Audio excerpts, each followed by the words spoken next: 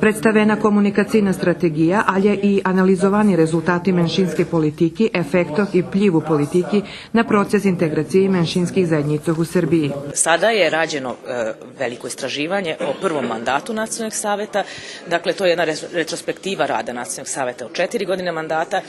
Pored toga što smo ispitali koje nadležnosti su koristile, koje nisu, gde su bili problemi, pitali smo Nacionalne savete, mislim da je bila jedinstvena prilika da oni kažu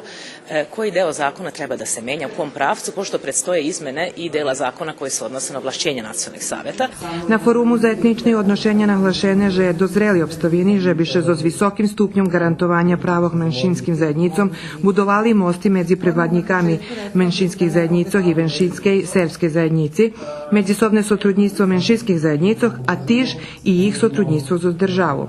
Ja mislim da ova strategija komunikacije koja se danas predstavlja, da ona ide u pravcu da se otklone dosadašnji nedostaci i u zakonu o nacionalnim savjetima nacionalnih manjina i drugim pratećim aktima, ali i u praksi koja postoji u Srbiji, koja je zapravo dajući jednu vrstu samouprave nacionalnim manjinama,